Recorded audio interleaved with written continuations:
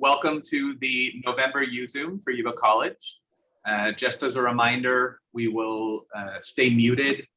You can ask questions in the chat box, but at the end, we also have question answer time. And we are recording so that we can post it on YouTube. We post all of these within a day or two on YouTube. Feel free to visit us there. And with that, I am going to hand it over to President Dotson. Good afternoon, everyone. We have a pretty busy agenda today, so I'm going to try and stay pretty focused. I wanted to start by talking to you about ways that we can bring the appropriate attention to your work. I have the opportunity to send to Chancellor Hoopus, and then subsequently it goes to the Board of Trustees every week, an email that outlines specific accomplishments or projects that are occurring at Yuba College.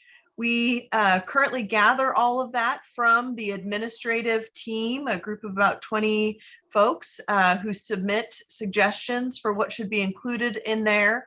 But I wanted to share that with you because if you have ideas, I want to encourage you to reach out to your directors or your deans or your vice presidents and let them know about accomplishments that have happened that week.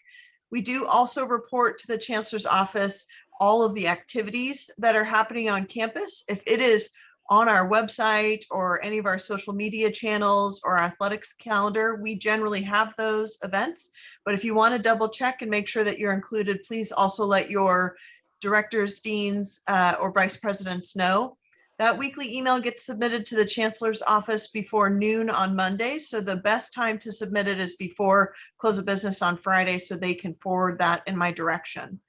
I also gather inputs for our Yuba College monthly report to the Board of Trustees. We are always looking to share information about what's happening in the classroom, in our student services programs, and throughout the campus. So if you have thoughts or ideas about what you think that would be important to share with the trustees about things that are happening at Yuba College, please do not hesitate to reach out through your directors, deans, and vice presidents so that we can get those included in those two opportunities. I also wanted to give you an update on the classroom renovation list. So you may remember that one of our priorities as an institution was to renovate some of the spaces where students learn and teachers teach.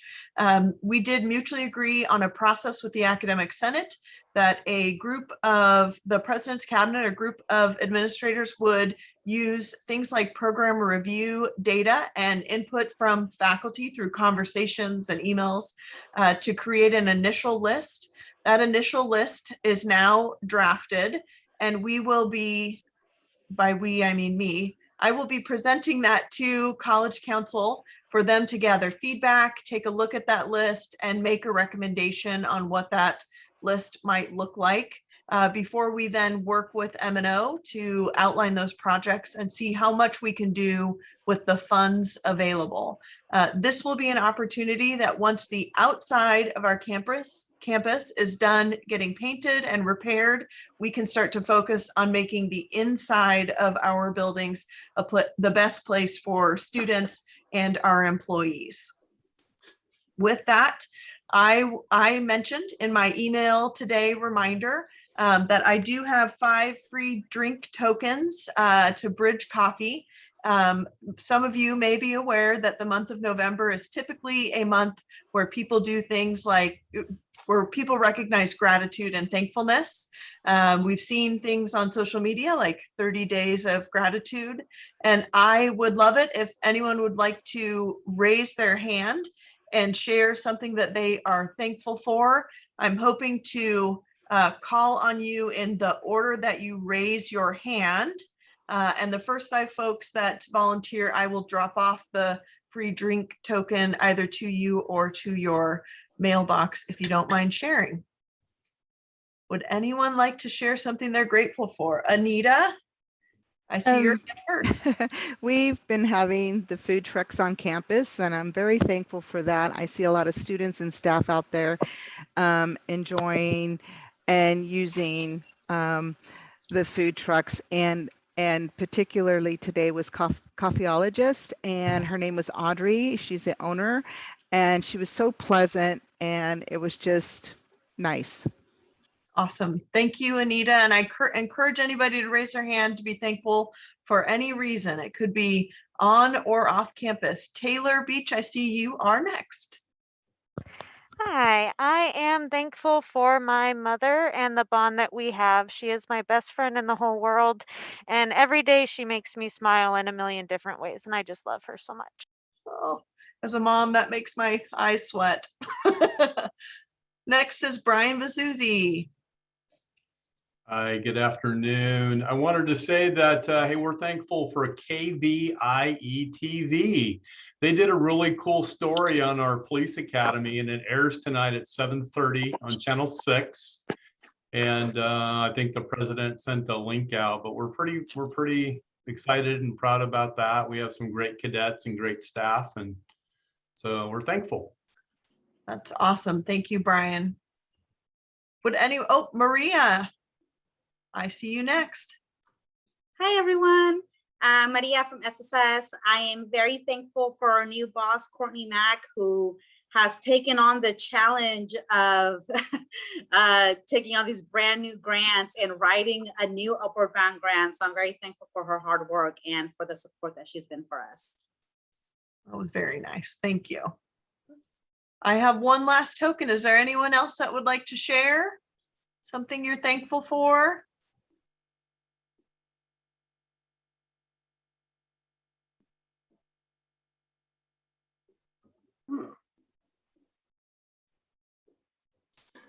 Okay, I'll talk. There's too much of like, I am thankful for these updates, President Dotson, and the fact that we can gather and learn more about the great things going on at Yuba College. And I can go on and on, but I'm really thankful for being at Yuba College and working with great people. Thank you, Michael. I appreciate it. Thank you to everybody who shared a moment of gratitude. I will get your free drinks headed your way, and I appreciate a few minutes of your time. I am now going to turn it over to Crystal. Great, thank you so much. This month through the month of November is Native American and Indigenous Peoples Heritage Month. I'm pleased to be hosting some events in the Identity and Engagement Center along with our student equity ambassadors. First off, I did want to share there's a few webinars available at the link that will lead you to nativeamericanheritagemonth.gov, which will link to the Smithsonian, it links to the National Park Service. There's even an amazing Indigenous Peoples Film Festival that's hosted through there where videos will be released for 24 hours. So please take a look at that link, check out some of our, even some of our local tribes, especially like the Nishanan from the Nevada County Rancheria, are great ways to explore local Native American and Indigenous Peoples heritage.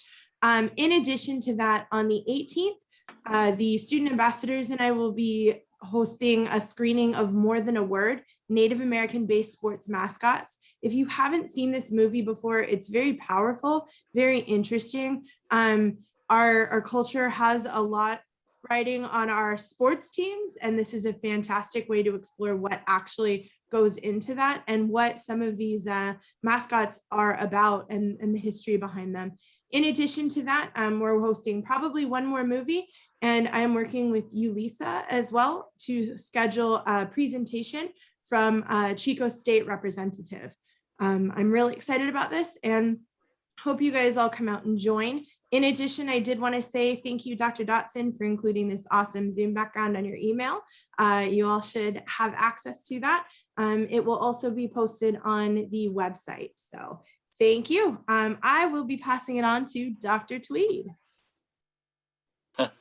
So Dr. Tweed is not here, but she has asked me to step in. So I'm honored to be able to step in for Dr. Tweed, talking about instruction updates.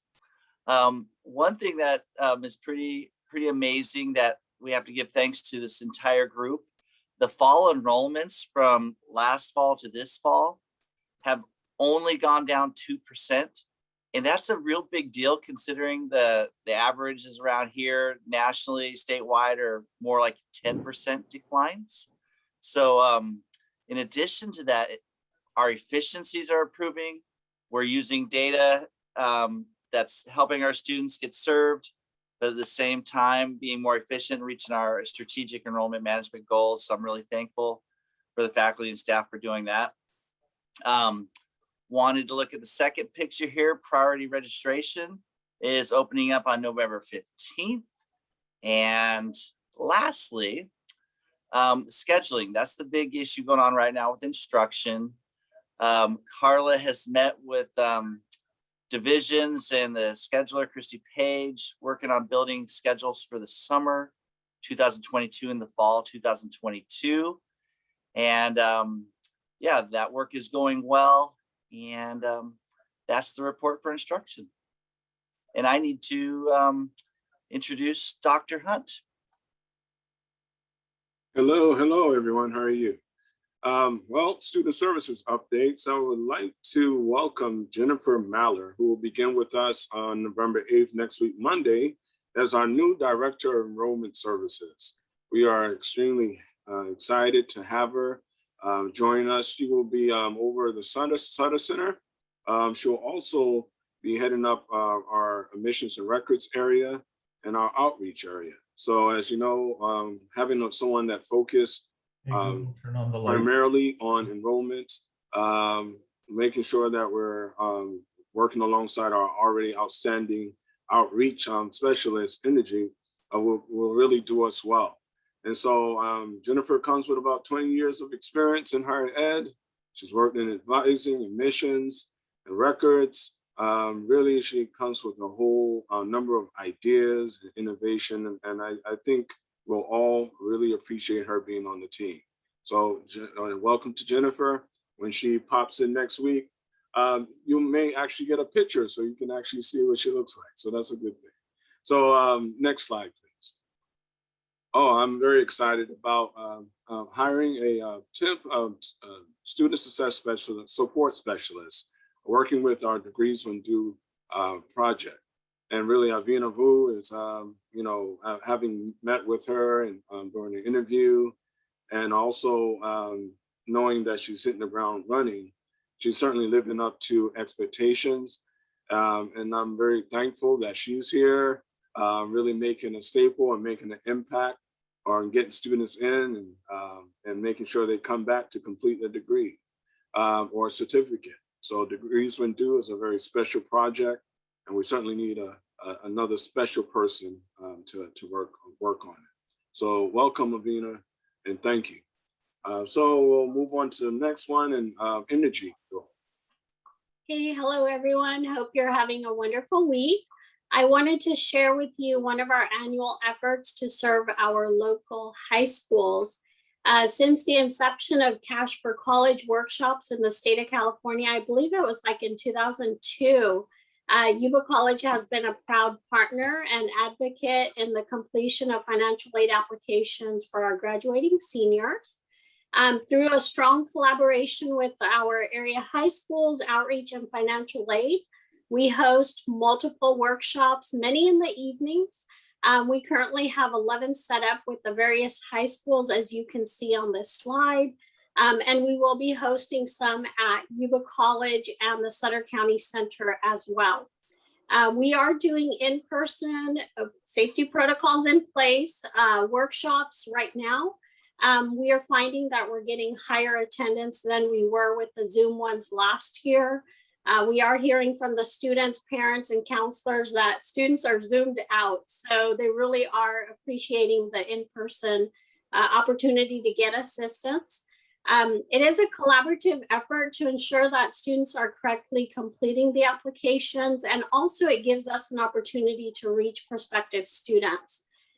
So the Cash for College workshops are outreach-led and financial aid supported.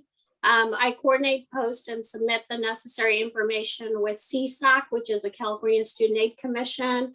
And then financial aid provides the expertise and staff to support the workshops.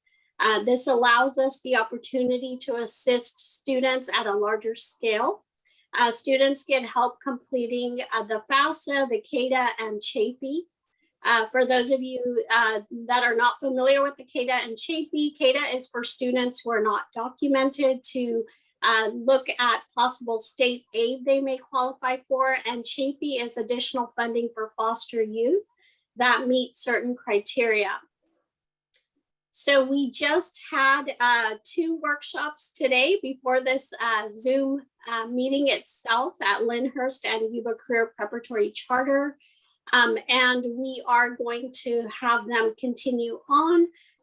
The great opportunity again this year is that CSAC is offering a $1,000 scholarship opportunity throughout the state. They're going to have, they haven't disclosed the number of scholarships, but by attending, students are not only getting assistance with the completion of their application, they're also doing a quick survey and they are automatically being entered to for this $1,000 scholarship opportunity. Next slide, please.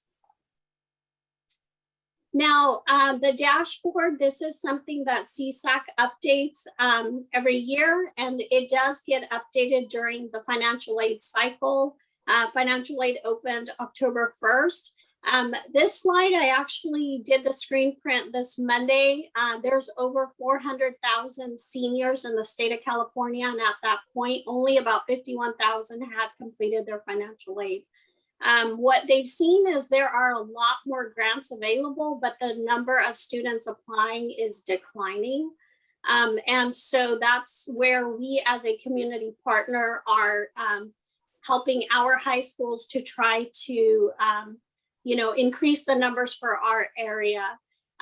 As you can see next to that, there is going to be a new change with AB 469, starting with the 22-23 academic year. The state of California is going to be requiring all high school seniors to complete a financial aid application unless they opt out and complete a waiver with their high school. So this will have a significant impact and will increase the need for additional support for our area seniors and schools. Financial aid plays a very big role in not only which college to attend, but whether a student is going to pursue higher education or not. And we're very fortunate that we have a very good relationship with our high schools, and it's always nice to hear when our area high school counselors come back from various workshops and conferences that they attend, and they tell us about high school counselors from various areas throughout the state that have a lack or limited support from their local community colleges. And our counselors are always proud to share that Yuba College is a strong supporter and partner for their students and schools in the arena of financial aid. With our financial aid department, it is one of our many departments that is a quiet giant who is not recognized as they should be for all of the behind the scenes work they do to contribute to the success of our students. We can offer these workshops at the capacity we do because we have this great collaboration, and they are a success due to our wonderful financial aid staff, their student workers, peers from the counseling office, Yuba College and Chico State TRIO programs, and our high school partners. So I'm very lucky and thankful that I'm able to deliver this service to our local high schools due to the immense level of support from financial aid. They make us YC proud. Next slide, please. I'm going to go ahead and turn it over to Chris Sanchez from counseling. Thank you, Inderjeet. I wanted to let you know of the success we've had of our Saturday counseling appointments. We do have a counseling appointment next Saturday, November 13th. It is full, and we will be offering more Saturday counseling appointments in the month of January. So this was an experiment and it worked. Please encourage students to let them know that we will have additional Saturday appointments available for them. Next slide, please. And I turn over the time to Marcy. Hi, thank you, Chris. Hi, everybody. As you've probably heard, we've launched a new fundraising campaign to earn money toward our DSPS student scholarship. Our last event, our goal was $200, and with your participation, we doubled that. So we received 26 student applications for the current scholarship, and so we're currently reviewing those to award 2 different $200 scholarships to our students. So we're gearing up again. this has just turned out to be a wonderful opportunity, a wonderful way to earn money. We've only been open for a few days. We already have 14 orders from you wonderful people. Total sales of $808.50, which means $203.20 already in our scholarship fund for the next round. So keep it going. The event doesn't actually even officially start until mid-November. That's when they'll start sending orders out, but you can place your orders now. So again, we thank you all for your dedication to our students, for loving chocolate. Also, you can contribute to the DSPS, I'm tongue-tied, scholarship directly without purchasing candy if you're being good this season, but I don't know why you would want to do that. But anyway, you can. Also, orders of $65 or more ship free. So consider joining with your friends, your family, your coworkers to place an order together and have the delivery at no charge. So that's it for us. I thank you again for your support, and I turn this over to Jeremy Brown. Thank you, Marcy. So I wanted to provide a quick update on a few things. Program review, we did send out the information about the questions. So you have a Word doc with the questions. We are finalizing the implementation or setup in eLumen. Once that is final, we will set up some trainings. We are planning to do a workshop on November 12th and November 19th. We will prepare video guides and provide office hours. Program reviews and annual updates are due by January 28th. So we wanted to give as much time as possible because it's taking us a little while to get everything out there. We will also be sending out request reports from your prior TRACDOT submissions so that you know what was still an active request on your program review, and you can enter that or not update the information in the new program review system. We also noticed that in our standard data set, I learned just recently, thank you Faculty Staffing Committee, that the full-time equivalent faculty that's reported in our program review is incorrect. Please do not use full-time equivalent faculty from your program review. We have a dashboard that shows productivity, which also shows full-time equivalent faculty. Please feel free to reach out to me or Cassie if you want a demo of the dashboard, if you want us to walk you through that. We will also be trying to figure out how we can get a report out specifically related to that full-time equivalent faculty, because I know that that is an important component of your program review. So sorry for the confusion, and very sorry that that's been a confusion that has gone on for many years and hasn't been noticed, but we will be sending out the information as quickly as possible. The next update is on our lead book club, How to Be an Anti-Racist. November and December, we are reading chapters 5 through 8. We've already set up sessions. We have in-person sessions at the Sutter County Center and Marysville campus. You can see those listed. We also have a Zoom session, December 8th.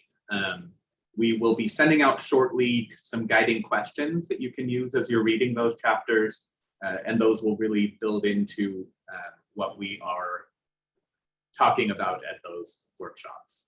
And I see that is Group 1 the full program review? Yes, Group 1 is the full program review.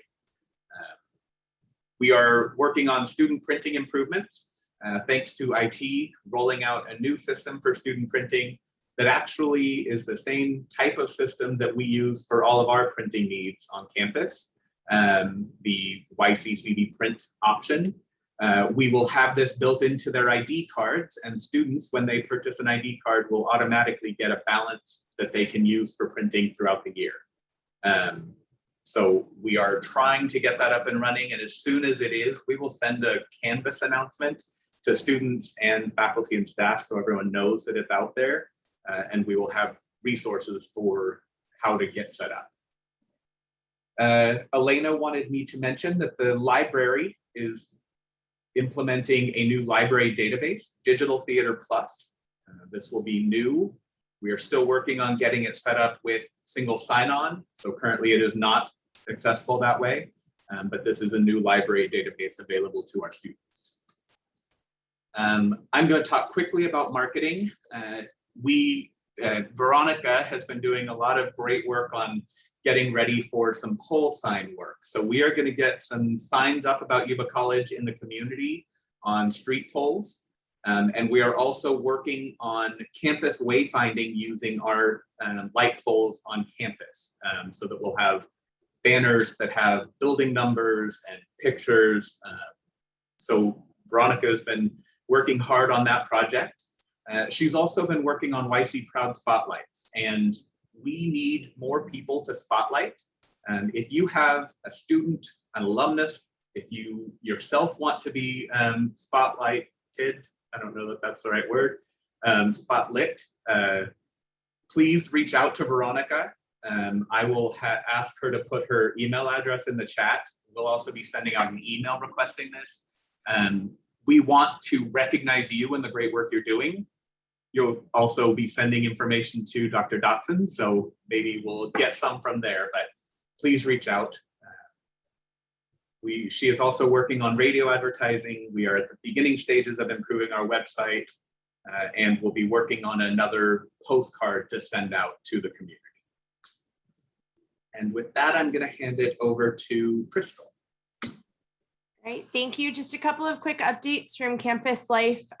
First, I want to say Game On is going to be hosted on November 4th, so that's going to be tomorrow.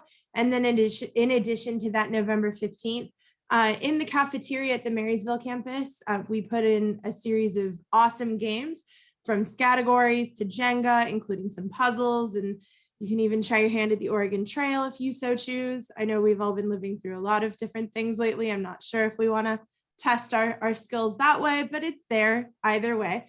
And I'm also going to make a little announcement about our food trucks. Thank you, Anita, for bringing that up. I'm super pleased to say that Coffeeologist had her first day here today, and she will be here a few times going forward. Mondays and Tuesdays, Coffeeologist will be here probably from 9 until 2 is what she's thinking, which is awesome because coffee in the morning is exactly what we all need. On Wednesdays, Callie's Kitchen will be here. She has a very extensive menu. I recommend the tacos. I think they're very good. Thursday is Supreme Euros. I like their falafel. I've heard great things about their euros. And then for the first time, we will have Coffeeologist back on Friday as well. And I think Friday is the day that we really need that coffee. So I'm very happy to see her here.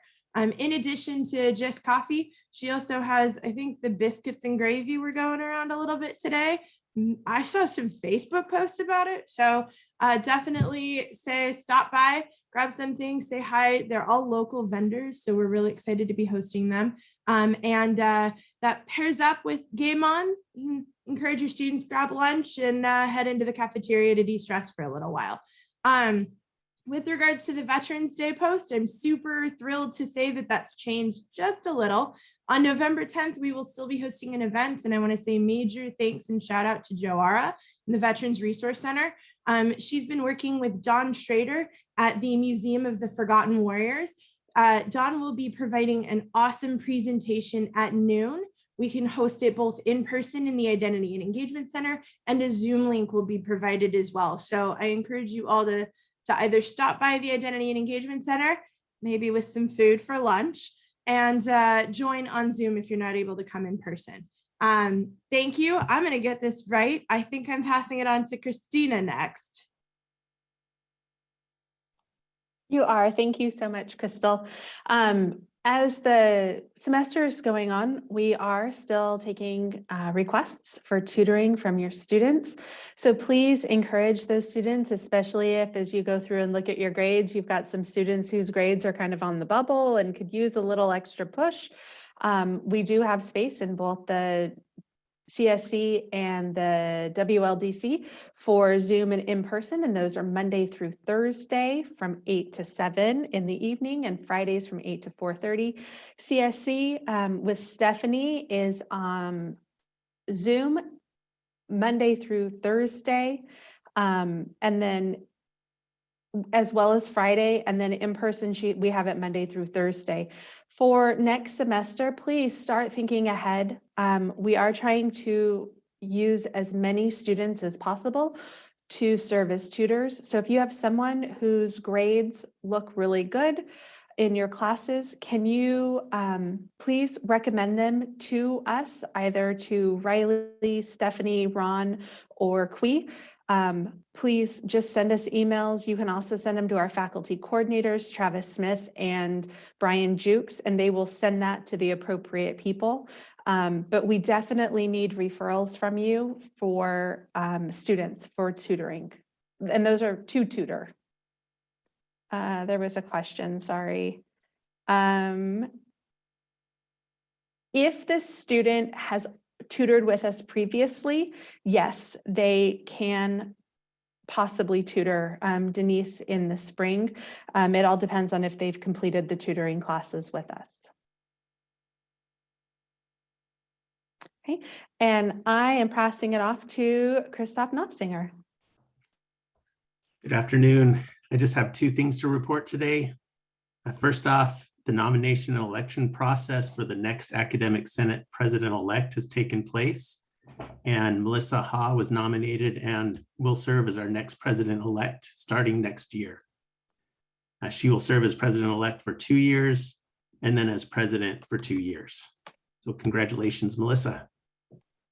And secondly, the State Academic Senate's Fall Plenary is this week, with voting taking place on Saturday. I've emailed the most up-to-date resolutions packet.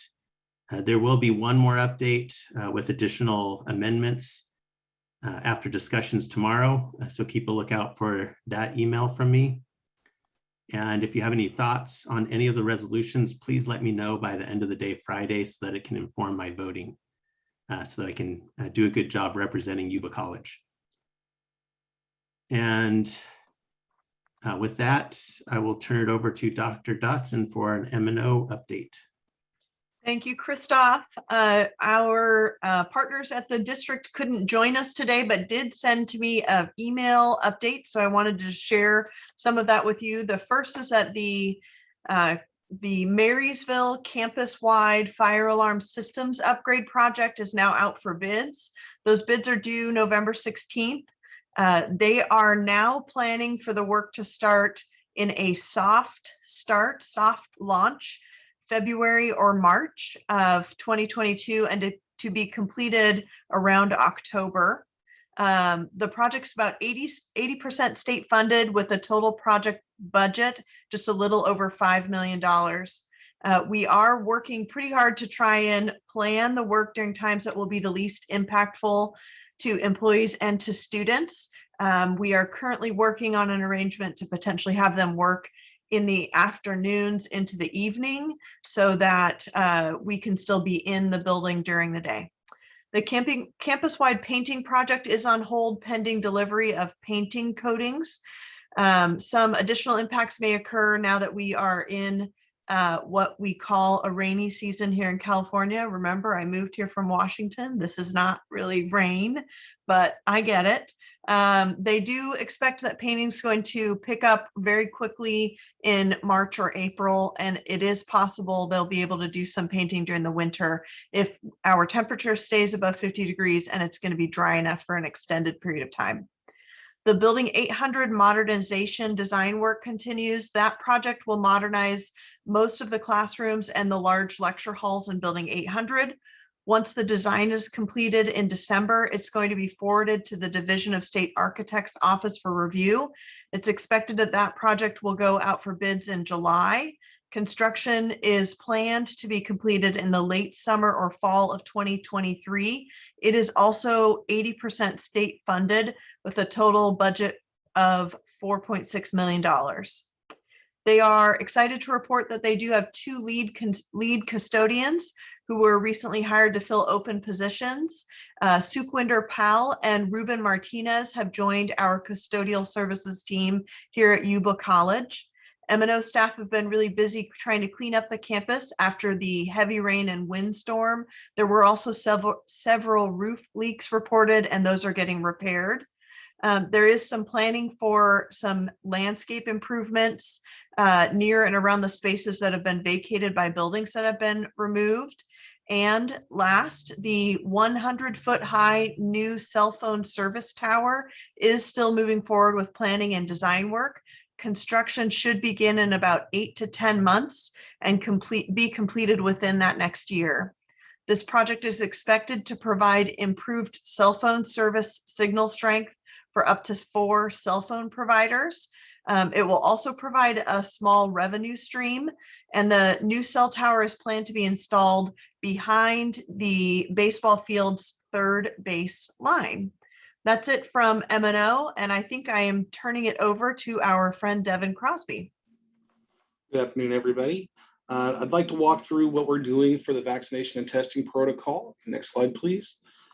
For our students, essentially, they're going to go into self-service to start their registration process. We'll be opening up the agreements on the 8th, which will include 2 agreements this time, both the notice of risk they've had the last few times and the vaccination and testing information. Next slide. So this is what the notice of risk has looked like. That won't be new to anybody. Next slide. But the vaccination and testing information will be, and this outlines the board resolution that was approved, and then also takes them to the new system for uploading their vaccination information and or testing information, depending on their selection. Next slide. When they get there, we will have to have them fill out a confidential medical information authorization form. This is all state required format with the 14-point font required. Next slide. But at the bottom, we allow everyone to basically choose one of 2 options. One, to agree to the terms above and enter their name and college ID, both of which you can see are already on the screen. They just have to type them in. It's kind of the e-signature part of that. Or they can click, I do not agree with the above terms. You can go ahead to the next one. If they click the I do not agree with the above terms, it'll take them to a screen like the next one, which is the online classes only, and outlines for them that they can only take online classes. If they decide they want to do in person, they can return to the form. Next slide, please. And complete the top one, which is the I agree, put the information in. Note, some students, if you have students that are asking questions about this, I think the biggest place we're going to hit snags here is that they're going to try and put in their C029 instead of the standard 7-digit ID. So just from a support perspective, I think that's going to be the hang up. Go ahead, next slide. When they get in, you're going to see that they've already completed the CMIA. At this point, when they've completed the CMIA form, they will be able to register up until the 20th of January for any in-person class. Whether they have submitted their vaccination information or test results isn't relevant at that point. We're going to let them register. And they can see that when they get to here that they've got the status is completed. It tells them then to go to step 2. So next slide. With that, they can go in and upload vaccination documentation, or they can upload COVID test results.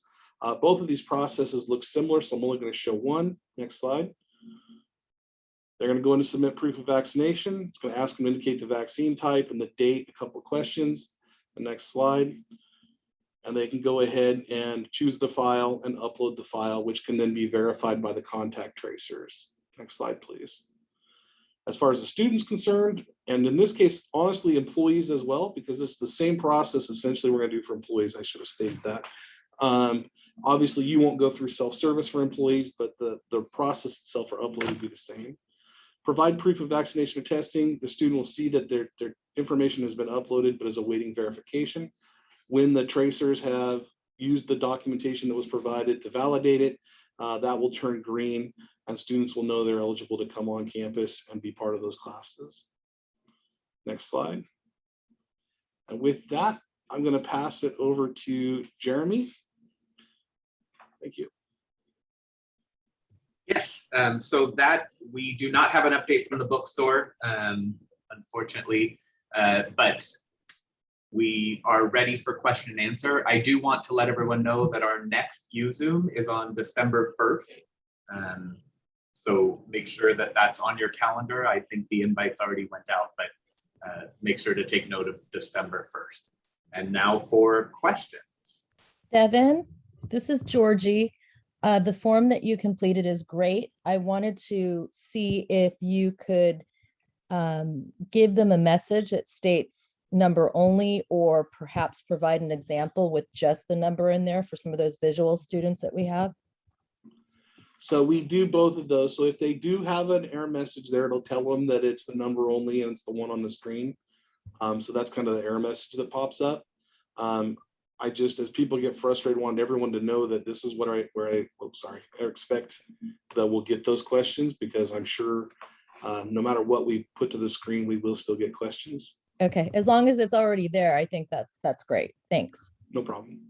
Can this be translated into Spanish? I know that we have quite a few Spanish speakers on campus, and I'm thinking about ESL students. I know you can't do every language, but the predominant language is Spanish. So I'm wondering if this message could also be in Spanish.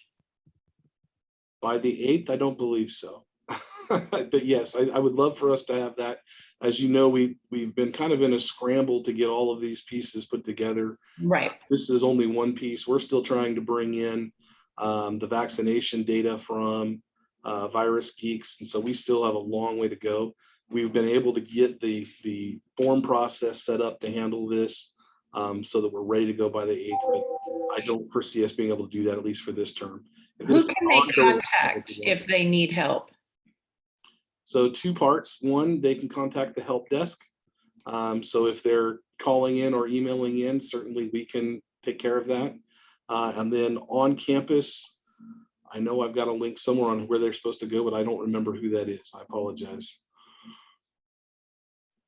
Alex, is that something that's in your area?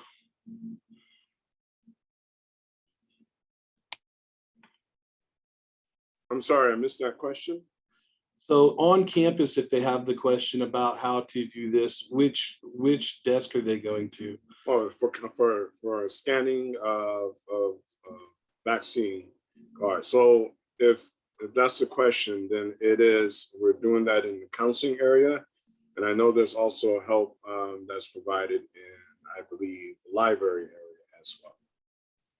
Okay, well, we have information on when that will be open so we can direct students. I'm foreseeing some students saying, I don't understand this, I need help with filling this out, and especially if they're second language. Yeah, so sure, send them to the counseling department. Okay. So we can certainly help them make sure that they get the help they need, and can help them upload any information that's required. And if you get caught off guard on some of these with the question, but the website at the very top now has the resources related to returning to campus, and it's pointing to the hours for the vaccination clinic and those types of things as well. So I know I won't remember those things, but that's a place you can go for the resources. Okay. Devin, we have a Spanish only class that is going to need help, I know, so there will be need translation.